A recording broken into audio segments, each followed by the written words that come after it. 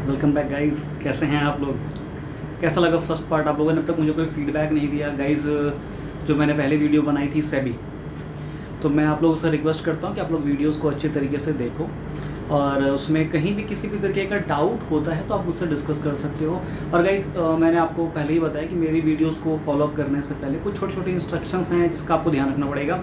सबसे पहले क्या करना है, जब भी आप वीडियोस देखो तो सबसे पहले आप वीडियो की डिस्क्रिप्शन चेक करो। देखो वहाँ पे क्या नोट्स की कोई लिंक है, अगर लिंक है तो आप वहाँ से नोट्स डाउनलोड करो। नोट्स डाउनलोड करने के बाद आप मेरी वीडियोस को आप सुनते रहो और साथ साथ नोट्स आपके पास होगा तो आपको स्टडीज़ बहुत अच्छे से समझ में आ जाएंगी। सबसे पहला पार्ट मैंने आप लोगों के लिए सेबी पे बनाया था। सेबी पे मैंने जो भी कंसर्न टॉपिक्स हैं आपके ICSI मॉड्यूल के अकॉर्डिंग मैंने सारा का सारा आपके साथ डिस्कस कर लिए हैं। तो आपको जो आपने वीडियोस देखा है, अगर उसमें कोई डाउट्स हैं तो आप मेरे से मुझे व्हाट्सअप कर सकते हो। व्हाट्सअप नंबर फिर से मैं रिपीट कर रहा हूँ, 9971461862 9971461862। आप व्हाट्सअप कर सकते हो, मैं आपके डाउट को डेफिनेटली रिप्लाई करूँगा। दूसरी बात, आपने जब सेबी के चैप्टर की जो वीडियोस आप लोगों ने फॉलोअप की हैं, अगर कंटेंट्स में जो डाउट्स हैं वो तो चलो डिस्कस हो जाएगा। दूसरी बात कि आपके पास अगर स्कैनर है तो आप स्कैनर में जो भी क्वेश्चंस हैं आप उसको एनालाइज करो कि सेबी वाले चैप्टर से एग्जाम में क्या क्वेश्चन आए हैं और उसको आप मुझे लिख करके सेंड करो। आप मुझे लिख करके सेंड करोगे तो मैं आपको बेटर बता पाऊंगा कि आपने क्या इंप्रूवमेंट करना है। एटलीस्ट मैं चाहता हूं कि आप थोड़ा सा एफर्ट्स लगाओ। आप एफर्ट्स लगाओ, आपने सिर्फ 1% एफर्ट्स लगाना है, 99% इंप्रूव करने के लिए मैं बैठा हूँ।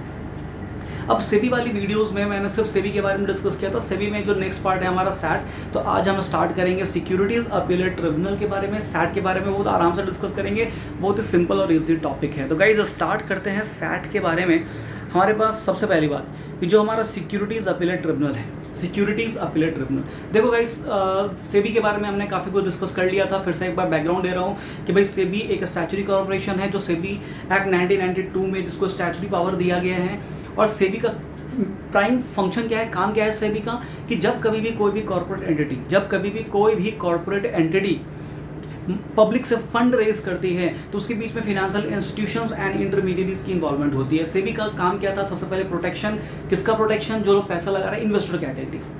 उसके बाद था प्रमोशन, क्या प्रमोट करना है, सिक्योरिटीज मार्केट को प्रमोट करना है। और तीसरा था रेगुलेशन, रेगुलेट करना है। जितने भी इंस्टीट्यूशंस हैं, इंटरमीडिएरीज हैं जो इस सिक्योरिटीज मार्केट की डीलिंग में इन्वॉल्व हैं, सबके ऊपर सबके लिए स्पेसिफिक रेगुलेशंस बनाए गए हैं।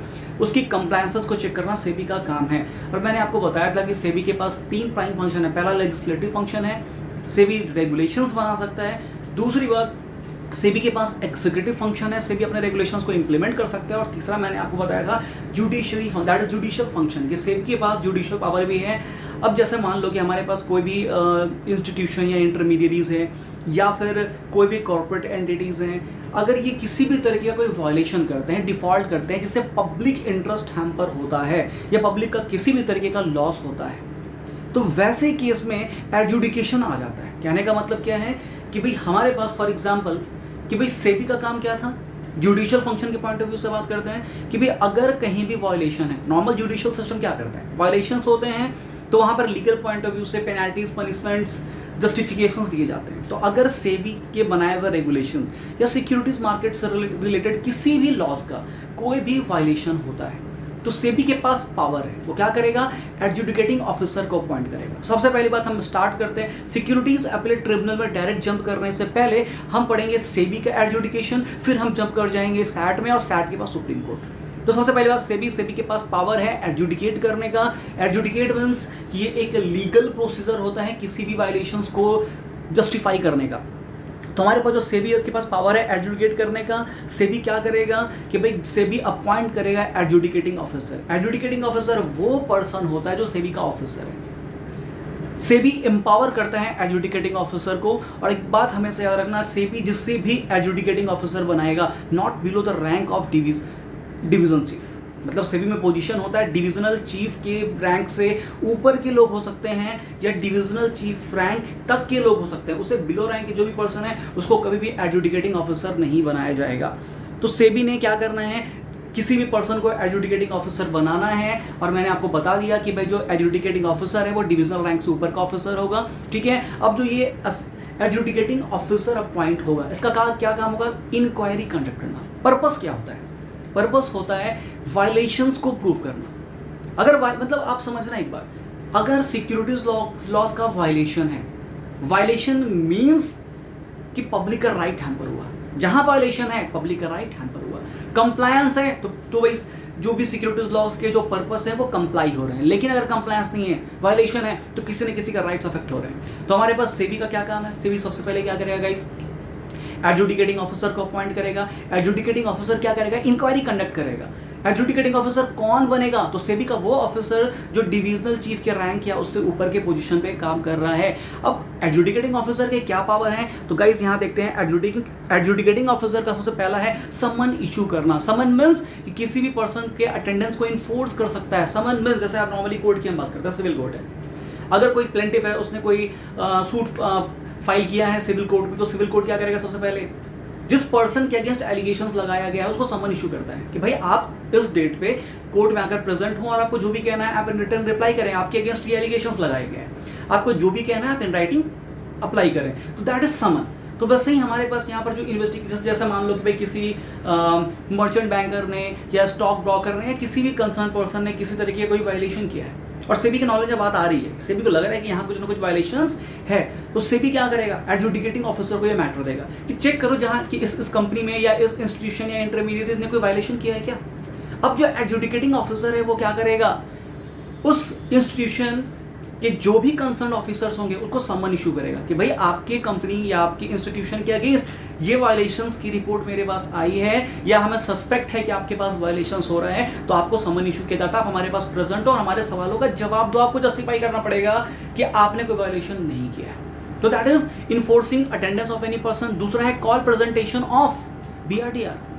मुझे एक बात बताना, जितने भी इंस्टीट्यूशंस हैं, इंटरमीडिएट्स हैं, इनको बहुत सारे डॉक्यूमेंट्स हैंडल करने पड़ते हैं। क्या डॉक्यूमेंट्स मेंटेन करना है, ये सारा का सारा अलग अलग रेगुलेशंस में स्पेसिफाइड होता है। तो यहाँ पर जो इन्वेस्टिगेटिंग ऑफिसर है, जो एडजुडिकेटिंग ऑफिसर है, वो क्या करेगा? उस कंसर्न पर्सन से उनसे डिमांड करेगा कि आपके पास जो भी एविडेंस हैं या जो भी आपके पास कंसर्न डॉक्यूमेंट्स हैं जो इस बात को प्रूव करता है कि आपने वायलेशन नहीं किया है। जैसे एक एग्जाम्पल ले लेते हैं कि जैसे मान लो कि भाई किसी कंपनी में इनसाइडर ट्रेडिंग का केस है, मैटर गया सेबी के नॉलेज में, सेबी ने एडजुडिकेटिंग ऑफिसर को बोला कि यार पता कर इस कंपनी में इनसाइडर ट्रेडिंग हो रहा है क्या। अब यहाँ पर कहानी क्या चल रहा है कि जो एडजुडिकेटिंग ऑफिसर है वो कंपनी डायरेक्टर, मैनेजर, सेक्रेटरी किसी को भी क्या करेगा? समन इशू करेगा, बोलेगा आप हमारे पास प्रेजेंट हो क्योंकि हमारे पास रिपोर्ट है, आपके अगेंस्ट चार्जेस लगाए गए हैं कि आपकी कॉर्पोरेट में क्या हो रहा है? इनसाइडर ट्रेडिंग हो रहा है। तो अब आप आकर हमारे पास प्रूफ करो कि आपकी कंपनी में इनसाइडर ट्रेडिंग नहीं हो रहा है। जो भी कंसर्न एविडेंस है, डॉक्यूमेंट्स है, आप वहां पर प्रेजेंट करो। फिर हमारे पास है इंक्वायरी एंड इम्पोज पेनल्टीज। अगर वायलेशंस प्रूफ हो गया तो एडजुडिकेटिंग ऑफिसर के पास पावर होता है, वो पेनल्टी इम्पोज कर सकता है। तो कहने का मतलब कहानी अब समझ में आ रही है कि सेबी के पास पावर है रेगुलेशंस बनाने का। सेक्शन 30 सेबी एक्ट के सेक्शन 30 में क्या किया गया है? सेबी को पावर दिया गया है रेगुलेशंस बनाने का। जितने भी इंस्टीट्यूशन एंड इंटरमीडिएट हैं, चाहे वो स्टॉक एक्सचेंज हो, स्टॉक ब्रोकर हो, मर्चेंट बैंकर हो, अंडरराइटर हो, जितने भी फिनेंशियल इंस्टीट्यूशंस एंड इंटरमीडिएट्स आप सुनोगे या जानते हो, सबके लिए स्पेसिफिक रेगुलेशंस बनाए गए हैं और सबके ऊपर कंपलसरी है, स्ट्रिक्टली आपको रेगुलेशंस की कंप्लायंस को करना है। ठीक है, अगर कोई कंप्लायंस नहीं करता है, इट मींस वायलेशन है, तो ऐसे केस में सेबी क्या करेगा? एडजुडिकेटिंग ऑफिसर को चार्ज देता है कि जाओ भाई वहां पर इंक्वायरी करो, पता करो कि वायलेशन एग्जिस्ट कर रहा है या नहीं कर रहा है। अब एडजुडिकेटिंग ऑफिसर ने क्या करना है? कंसर्न ऑफिसर को समन इशू करना है, उनसे एविडेंस या डॉक्यूमेंट्स की डिमांड करनी है कि आप प्रूफ करो कि वायलेशन आप नहीं कर रहे हो। और अगर वायलेशन प्रूफ नहीं हो पाया तो एडजुडिकेटिंग ऑफिसर क्या कर सकता है? पेनल्टी इंपोज कर सकता है। अब ध्यान देना, order passed by adjudicating officer. ध्यान देना, अगर जैसे एडजुडिकेटिंग ऑफिसर ने कोई ऑर्डर पास किया, एडजुडिकेटिंग ऑफिसर को लगता है कि वायलेशंस है, कंपनी या कोई भी इंस्टीट्यूशन या इंटरमीडिएट इस बात को प्रूफ नहीं कर पाए, जस्टिफाई नहीं कर पाए कि वायलेशंस नहीं हुआ है, इट मीन्स ऐसे केस में एडजुडिकेटिंग ऑफिसर को अगर ऐसा लगा कि हाँ वायलेशंस एग्जिस्ट करता है, तो वो उसने क्या कर दिया? ऑर्डर दिया by way of imposing penalty.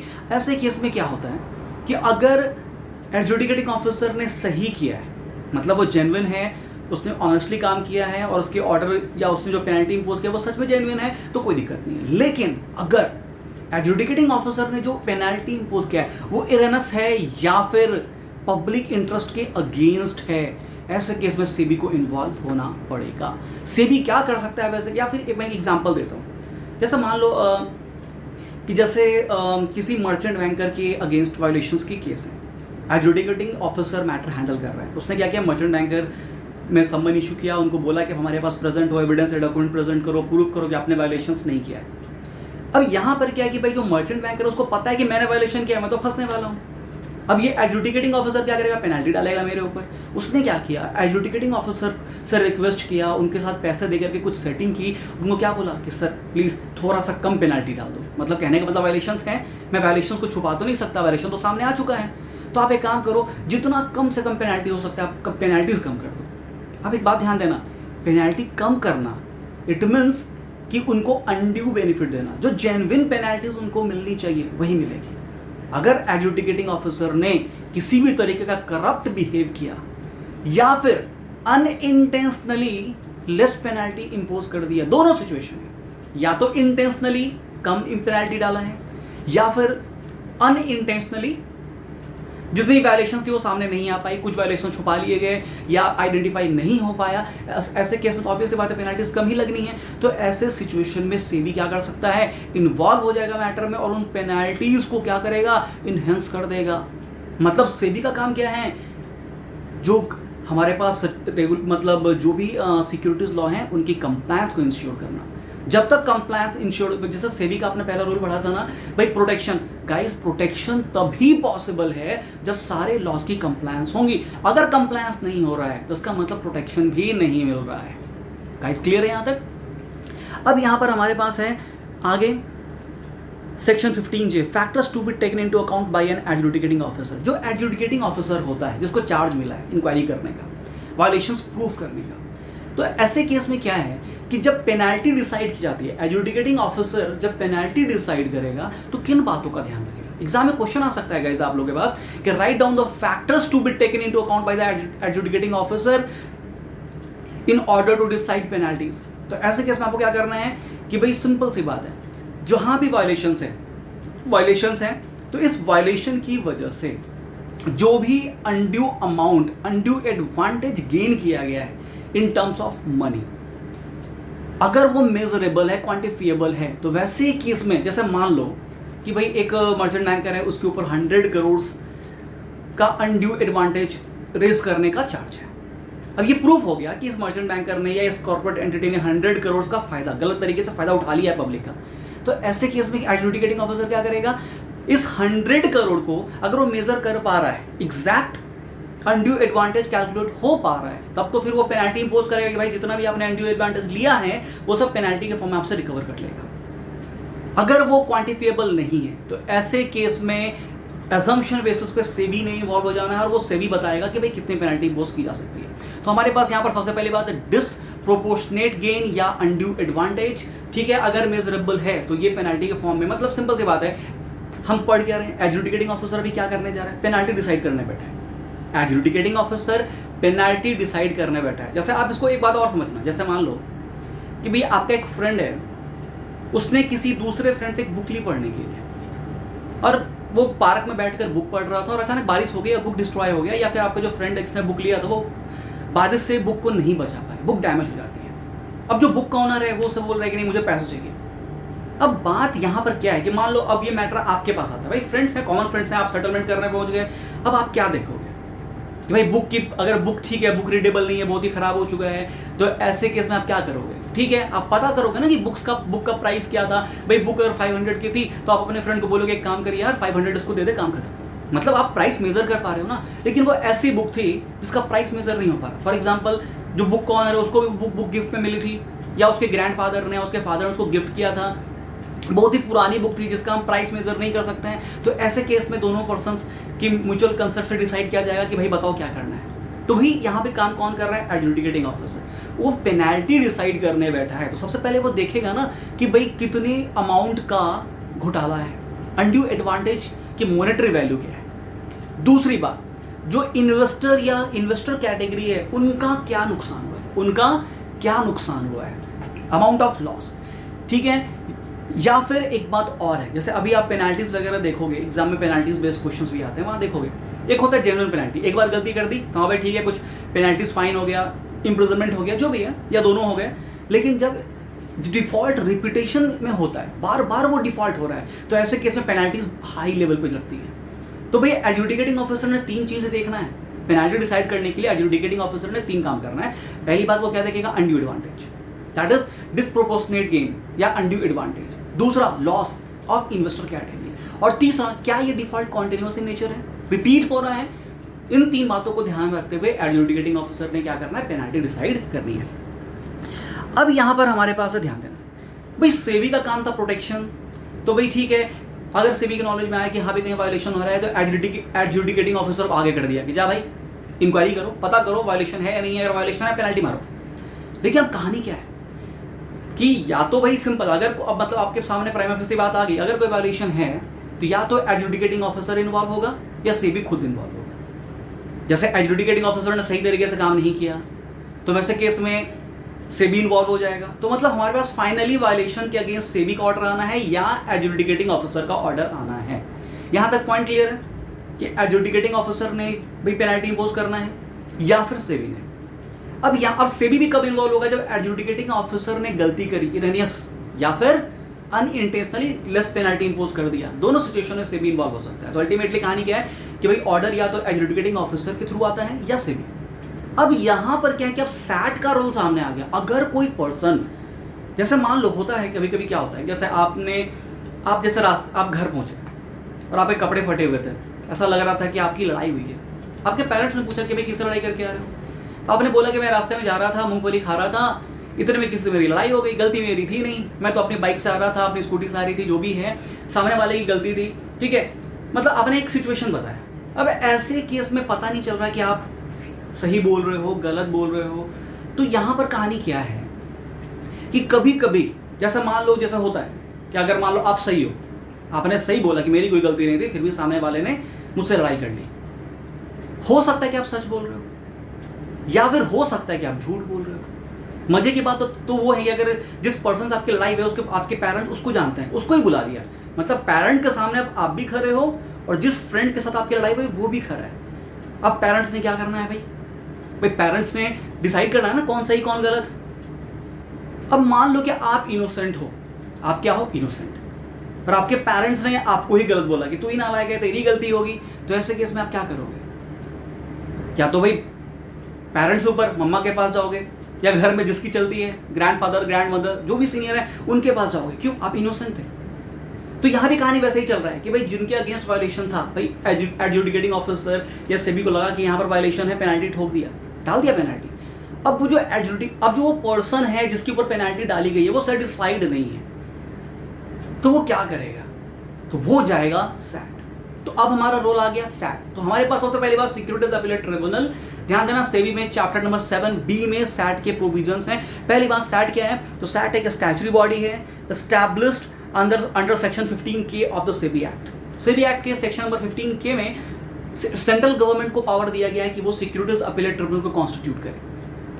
अब हमारे पास सबसे पहले बात हम बात करेंगे भाई सैट की कॉम्पोजिशन, जो सिक्योरिटीज अपीलेट ट्रिब्यूनल बनता है इसकी कॉम्पोजिशन के। जैसे हमने सेबी की कॉम्पोजिशन पढ़ी थी, मैंने क्या बताया, चेयरमैन 215, ठीक है। वैसे यहाँ पर हमारे पास क्या है भाई, सैट जब सेंट्रल गवर्नमेंट ने जब सैट को कॉन्स्टिट्यूट किया तो एक कॉम्पोजिशन डिसाइड किया कि भाई सैट में कौन कौन से लोग होंगे।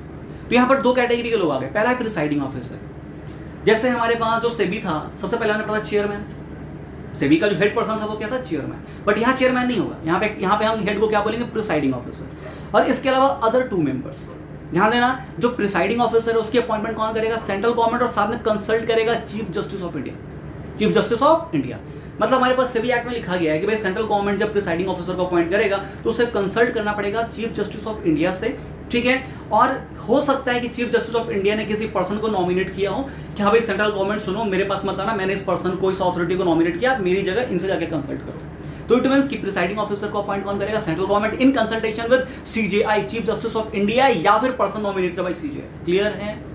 दूसरे तरफ जो 2 अदर मेंबर्स हैं उसको सेंट्रल गवर्नमेंट अपनी मर्जी से नॉमिनेट करके अपॉइंट कर सकता है, वहां पर किसी से कोई कंसल्ट करने की रिक्वायरमेंट नहीं है। तो आपके पास यहाँ पर सैट की कंपोजिशन क्लियर है। प्रिसाइडिंग ऑफिसर जिसको सेंट्रल गवर्नमेंट अपॉइंट करेगा इन कंसल्टेशन विद सीजेआई और पर्सन नॉमिनेटेड बाय सीजेआई, और दूसरा तरफ 2 अदर मेंबर्स, ठीक है, उसको सेंट्रल गवर्नमेंट अपनी मर्जी से अपॉइंट कर सकता है। अब यहाँ पर एक और बात गाइज, जो भी सैट में जो भी पर्सन है, प्रिसाइडिंग ऑफिसर है या इसके अलावा जो 2 मेंबर हैं, इनका टर्म क्या होगा, ये 5 ईयर्स के लिए होता है, ठीक है।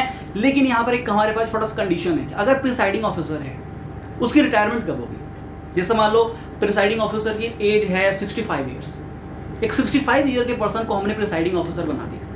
अब हमारा लॉस क्या कह रहा है, सेबी एक्ट कह रहा है कि वो 5 ईयर्स के लिए कॉन्टिन्यूसली प्रिसाइडिंग ऑफिसर बन सकता है, बट यहां पर रिटायरमेंट की कंडीशंस अलग है। रिटायरमेंट का कंडीशन कहता है 5 ईयर्स और 68 years of age whichever is earlier, जो पहले हो जाए। मतलब अगर प्रिसाइडिंग ऑफिसर जो पर्सन अपॉइंट हो रहा है उसकी एज है 65 ईयर्स, अगर वो 5 साल काम करता है तो उसकी रिटायरमेंट कब होगी, 70 ईयर्स पे। लेकिन कंडीशन क्या है, मैक्सिमम एज इज 68 ईयर्स।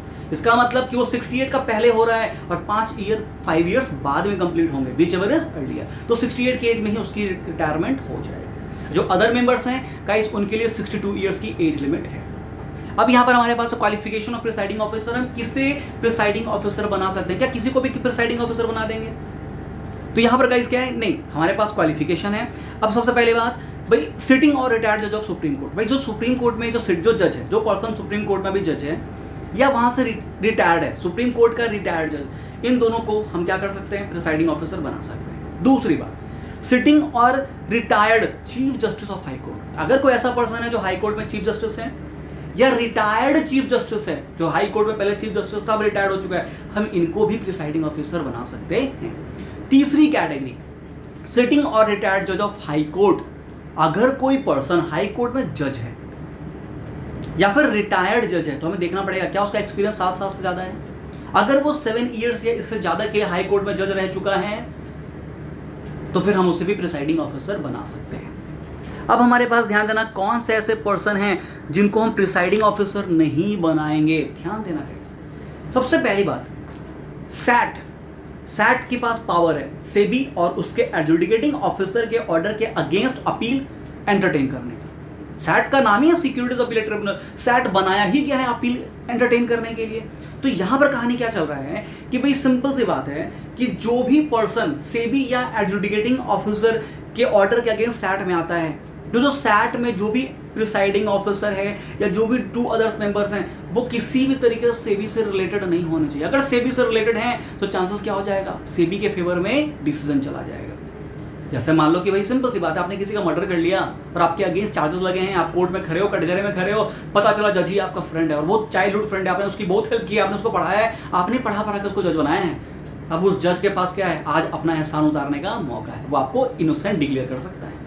तो इसीलिए हमारे पास यहाँ पर क्या है कि भाई सैट में कोई भी पर्सन सेबी से किसी भी तरीके से रिलेटेड नहीं होना चाहिए। तो पहली बात, सैट में प्रिसाइडिंग ऑफिसर कौन नहीं बनेगा, तो पहला पॉइंट है हमारे पास मेंबर ऑफ सेबी। सेबी में चेयरमैन 215 आपने पढ़ा, इनमें से कोई भी सैट का मेंबर नहीं बनेगा। दूसरी बात, any person holding senior management position in SEBI, कोई भी पर्सन जो सेबी में मैनेजमेंट लेवल पे काम कर रहा है वो भी सैट में इन्वॉल्व नहीं होगा।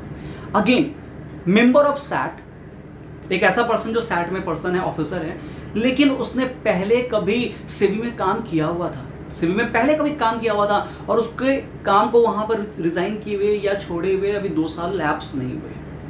मतलब अगर पहले सेबी में काम कर रहा था, सेबी का ऑफिसर था और वहां से वो टर्मिनेट हो गया, उसने अपने ऑफिस को वैकेट कर दिया, 2 साल लैप्स हो चुके हैं, फिर वो सैट में अपॉइंट हो सकता है। क्लियर है गाइस?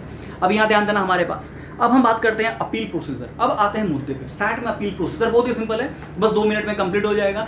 भाई हमारे पास सिक्योरिटी लॉ में कोई वायलेशन होता है तो पहले इन्वॉल्व कौन होगा, सेबी और एडजुडिकेटिंग ऑफिसर। उसने ऑर्डर दिया, अब जो एग्रीड पार्टी है वो सेबी या एडजुडिकेटिंग ऑफिसर के ऑर्डर से सेटिस्फाइड नहीं है, सहमत नहीं है, वो कहाँ जाएगा, सैट के पास जाएगा। जिस दिन एडजुडिकेटिंग ऑफिसर या सेबी का ऑर्डर आया, जिस डेट पे ऑर्डर आई, उससे हमारे पास टाइम लिमिट है 45 डेज। 45 डेज में वो क्या करेगा, सैट में अपील प्रेफर करेगा। ठीक है, ध्यान देना यहाँ पर लॉज ऑफ लिमिटेशन भी अप्लाई होता है। अगर 45 डेज क्या है, यहाँ पे अपील फाइल करने का लिमिटेशन पीरियड है। अगर आप किसी रीजन से, किसी लीगल डिसेबिलिटी की वजह से 45 डेज के अंदर अपील फाइल नहीं कर पाते हो, एक जस्टिफाइड रीजन है आपके पास, जैसे मान लो हुआ गया कि जैसे ही सेबी या एडजुडिकेटिंग ऑफिसर का ऑर्डर आया कि अभी आपके अगेंस्ट वायलेशन प्रूफ हो चुका है, आपके ऊपर 25 करोड़ की पेनाल्टी है। आप ये 25 करोड़ की बात सुनते हैं, आप सदमा में चले गए, आप कोमा में चले गए। तो जब तक आप कोमा से बाहर नहीं आ जाते, आपका लिमिटेशन पीरियड स्टार्ट नहीं होगा। आप कोमा से बाहर आए 6 महीने बाद, तो 6 महीने बाद जिस दिन कोमा से बाहर आए उस दिन से 45 डेज की काउंटिंग स्टार्ट हो जाएगी। तो कहने का मतलब कि सिंपल सी बात है कि जिस दिन सेबी या एडजुडिकेटिंग ऑफिसर ने ऑर्डर दिया तो सिर्फ 45 डेज के अंदर आपको सैट में अपील करना है। लेकिन अगर आपके पास कोई मतलब कोई रीजनेबल जस्टिफाइड कॉज है जिसकी वजह से आप अपील फाइल नहीं कर पाए, तो डॉक्ट्रिन ऑफ सफिशिएंट कॉज की वजह से आपको एक्सटेंशन ऑफ टाइम पीरियड मिल जाएगा। मतलब 45 डेज लैप्स होने के बाद भी आपका अपील सेबी में प्रेफर किया जाएगा, वहां पर मेड हो सकता है, वहां पे फाइल हो सकता है। क्लियर है? तो सबसे पहले बात, नॉर्मली सेबी और एडजुडिकेटिंग ऑफिसर के अगेंस्ट अपील फाइल करने की लिमिट है 45 डेज, और 45 डेज के बाद भी अपील एंटरटेन किया जा सकता है अगर doctrine of sufficient cause attract होता है। अब यहाँ पर हमारे पास कहानी क्या चल रहा है, जो सैट है उसके पास जब अपील आया तो वो सबसे पहले क्या इशू करेगा, समन इशू करेगा, मतलब रीजनेबल अपॉर्चुनिटी बीइंग हर्ड देगा। भाई जो भी पर्सन है आओ तुम्हारी भाई सेबी को बुलाएगा, या जो एडजुडिकेटिंग ऑफिसर उनसे भी पूछेगा या आपका क्या कहना है। उसके बाद लेकिन फाइनली अपील को डिस्पोज ऑफ करने के लिए 6 महीने का टाइम मिलता है, मतलब अपील फाइल करने के लिए 45 डेज हैं, और सैट के पास जब एक बार अपील पहुंच गया तो सैट को 6 महीने के अंदर अपील को डिस्पोज ऑफ कर देना है एट एनी कॉस्ट। और जब सैट जो भी ऑर्डर देगा वो 3 लोगों को अपनी ऑर्डर की कॉपी फॉरवर्ड कर देगा। सबसे पहला सेबी, दूसरा है पार्टीज टू अपील, या फिर अगर एडजुडिकेटिंग ऑफिसर ने ऑर्डर दिया था, अगर अपील अगेंस्ट एडजुडिकेटिंग ऑफिसर है तो एडजुडिकेटिंग ऑफिसर को भी ऑर्डर की कॉपी दी जाएगी। क्लियर है? तो यहाँ पर हमारे पास ये था हमारा अपील प्रोसीजर 45 डेज और 6 मंथ से आपको याद रखना है। ठीक है गाइस, कुछ इंपॉर्टेंट नोट्स हैं। पहली बात हमारे पास क्या है यहाँ पे कि भाई सैट में जो भी प्रोसीडिंग्स होता है, जो भी अपील के प्रोसीडिंग्स होंगे, they are deemed to be legal proceedings, they are deemed to be legal proceedings, और वो deemed to be civil code, deemed to be civil code. अब यहाँ पर क्या है भाई, सैट में लीगल प्रेजेंटेशन कौन दे सकता है? तो गाइस आप लोग सीरियस कर रहे हो तो आप लोग के लिए बहुत अच्छी बात है। एक प्रैक्टिसिंग कंपनी सेक्रेटरी अपने क्लाइंट को सैट में रिप्रेजेंट कर सकता है, या एक प्रैक्टिसिंग चार्टर्ड अकाउंटेंट या प्रैक्टिसिंग कॉस्ट अकाउंटेंट भी सैट में प्रेजेंटेशन दे सकता है, या फिर कोई लीगल प्रैक्टिशनर। क्लियर है? इसके बाद प्रोविजंस ऑफ लिमिटेशन अप्लाई होते हैं, मैंने बता दिया। अब ध्यान देना, सैट के भी ऑर्डर से अगर आप सेटिस्फाइड नहीं हो तो आप 60 डेज के अंदर सुप्रीम कोर्ट में जाकर के अपील फाइल कर सकते हैं। क्लियर है? अब यहां पर हमारे पास power of central government. Guys SAT की कहानी खत्म, सैट की कहानी ओवर हो चुकी है। अब हमारे पास यहां पर है power of central government. Guys एक बात समझना भाई, हमारे पास याद करो फिनेंशियल सिस्टम में जब हमने पढ़ा था कि फिनेंशियल सिस्टम के 3 कंपोनेंट हैं, एक तरफ फिनेंशियल मार्केट है, दूसरी तरफ फिनेंशियल इंस्टीट्यूशन एंड इंटरमीडियरीज, तीसरी तरफ फिनेंशियल प्रोडक्ट। आते हैं फिनेंशियल मार्केट पे। फिनेंशियल मार्केट में 2 कैटेगरी थी, एक तरफ मनी मार्केट था, एक तरफ कैपिटल मार्केट था। मनी मार्केट में रेगुलेटरी अथॉरिटी कौन था? आरबीआई और मिनिस्ट्री ऑफ फाइनेंस। और कैपिटल मार्केट में हमारे पास रेगुलेटरी अथॉरिटी कौन था? सेबी और मिनिस्ट्री ऑफ कॉर्पोरेट अफेयर्स। अब गाइस यहां पर बात समझना, सिक्योरिटीज मार्केट से रिलेटेड इंटायर रेगुलेटरी फ्रेमवर्क बनाने का काम सेबी का, इंप्लीमेंट करवाने का काम सेबी का, जुडिशियल फंक्शंस कैरी ऑन करने का काम सेबी का। लेकिन जब सेबी अपना काम ठीक से नहीं कर पाएगा, या जिन पर्पस के लिए सेबी बना है वो अपने उस पर्पस को पूरा नहीं कर पाएगा, अपने पावर फंक्शन ड्यूटी को पूरा नहीं कर पाएगा, या सेबी सेंट्रल गवर्नमेंट के डायरेक्शंस को फॉलो अप नहीं कर पाएगा, तो ऐसे केस में सेंट्रल गवर्नमेंट को एक्टिवली पार्टिसिपेट करना पड़ेगा। और ऐसे केस में सेंट्रल गवर्नमेंट के जो ऑर्डर होंगे वो सेबी के डिसीजंस को सुपरसीड कर जाएंगे। मतलब बहुत आराम से समझाता हूं। सबसे पहली बात, सेक्शन 16 में सेंट्रल गवर्नमेंट को पावर दिया गया है कि वो सेबी को डायरेक्शन इशू कर सकता है। जब सेबी अपना काम, अपने पावर फंक्शन ड्यूटी को पीएफडी, सेबी अपने पीएफडी को, पावर फंक्शन ड्यूटी को सही तरीके से डिस्चार्ज नहीं कर पाता है किसी भी रीजन से, तो सेंट्रल गवर्नमेंट के पास पावर है, वो क्या करेगा? डायरेक्शन इशू कर सकता है। Direction is a kind of suggestion कि हाँ भाई आपको इस तरीके से काम करना है, बट एक कंपलसरी होता है।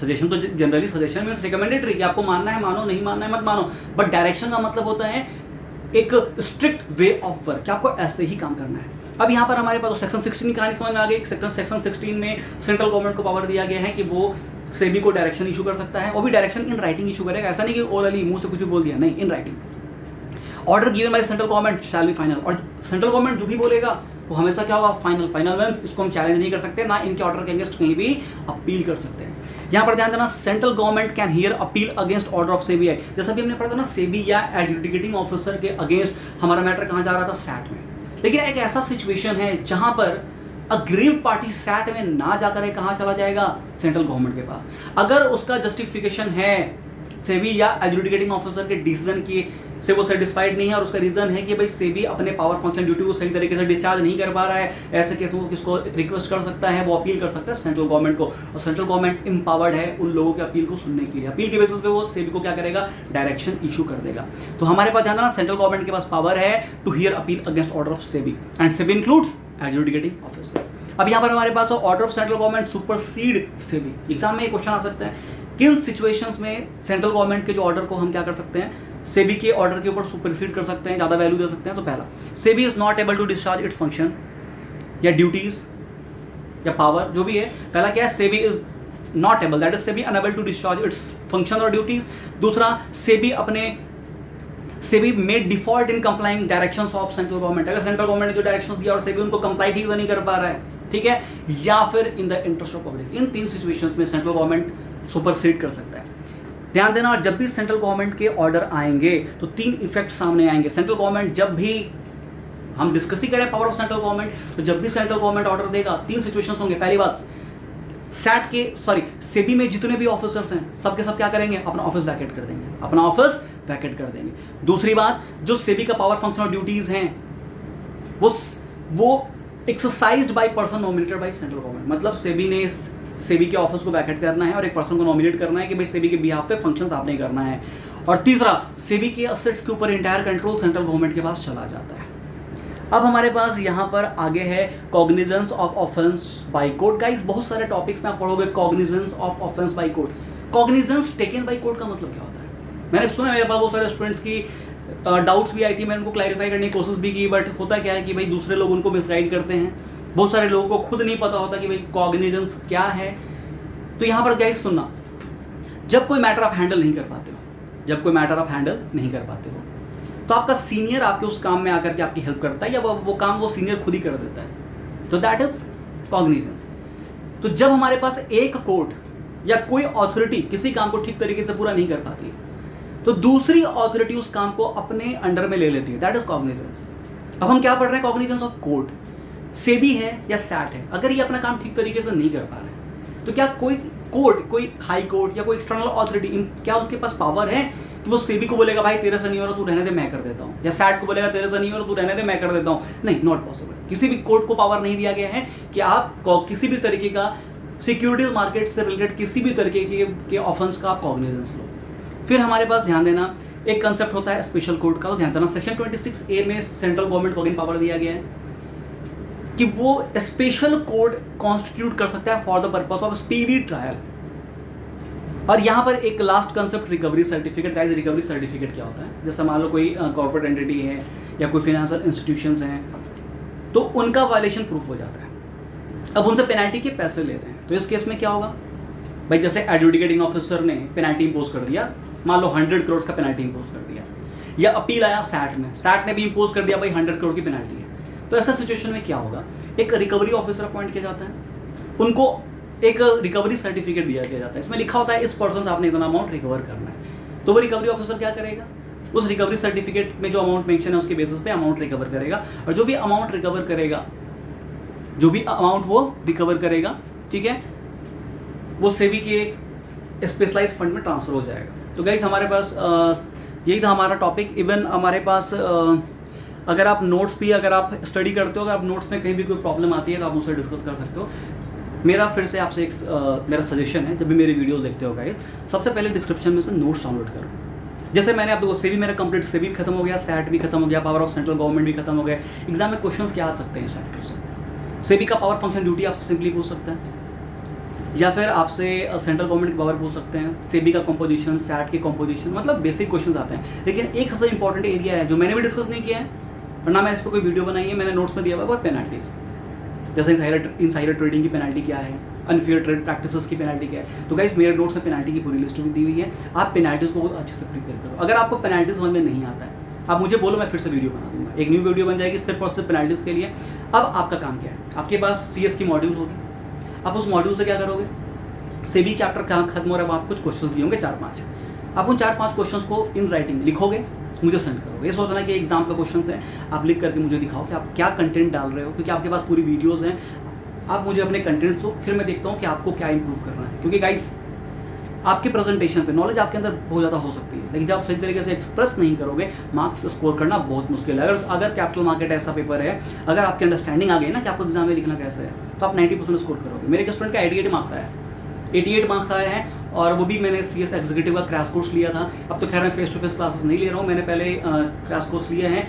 वहाँ पर मेरे 6 स्टूडेंट्स थे जिनको मैंने स्पेशली मतलब हाइड करके पढ़ाया था। हाइड इन द सेंस कि मैंने नॉर्मली एक जो बैच होता है, मैंने सबके साथ उनको नहीं पढ़ाया था, उनको मैंने अलग से टाइम दिया था। बेसिकली उनका थोड़ा सा बैकग्राउंड भी डिफरेंट था, पढ़ने लिखने वाले थे नहीं, जो भी रीजंस था, तो मैंने उनको अलग से टाइम दिया था, पढ़ाया था। और उनके जब मार्क्स आए थे तो मेरे लिए सबसे अच्छा प्राउड मोमेंट था कि सबके बहुत अच्छे मार्क्स आए थे और एक सबसे हाईएस्ट मार्क था 88। तो कहने का मतलब क्या है कि गाइस जब उनका आ सकता है जिन्होंने पूरे साल पढ़ाई नहीं किया ना, उनका पढ़ने में कोई इंटरेस्ट था, तो आप भी यहाँ पर इस चीज़ का बेनिफिट फ़ायदा उठा सकते हो सकता है आपको लगता होगा यार बहुत सारे एक्सपर्ट टीचर्स हैं, देखो जो फेमस हैं जरूरी नहीं कि उसमें क्वालिटी होगी। पब्लिसिटी करना, प्रमोशंस करना, दैट इज मार्केटिंग स्ट्रैटेजी। मेरी जो नॉलेज है मैं उसको कॉमर्शलाइज नहीं कर सकता। अगर कॉमर्शलाइज करना होता तो मेरे पास बहुत सारे ऑफर्स हैं जहाँ पर मैं अपनी वीडियोस को कॉमर्शलाइज करके सेल कर सकता हूँ और हाई रेट पे सेल कर सकता हूँ। लेकिन फिर भी मेरा कंसर्न है क्योंकि ऑलरेडी मैं अभी फ़िलहाल मैं प्रैक्टिस में हूँ और मुझे कोई इशू नहीं है कि यार मैं फ्री में काम कर रहा हूँ। मेरा बस एक ही पर्पस होता है, कम्युनिटी को स्ट्रेंथ देना।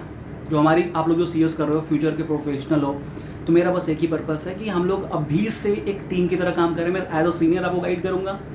आज आप जूनियर हो, आने वाले टाइम में आप भी सीनियर बनोगे और फिर आपको भी क्या करना है, अपनी नॉलेज दूसरे लोगों के साथ शेयर करना है। गाइस नॉलेज का मतलब पैसा नहीं होता। पैसे के पीछे भागोगे कुछ नहीं मिलेगा, क्वालिटीज़ के पीछे भागो लाइफ में सब कुछ मिलेगा। तो गाइस आप लोग अपने जो भी बुक के लास्ट में जो आंसर्स हैं उसको आप राइट डाउन करो, मुझे लिख करके दिखाओ, फिर मैं आप लोगों को हेल्प करूँगा कि उसको इम्प्रूव कैसे करना है।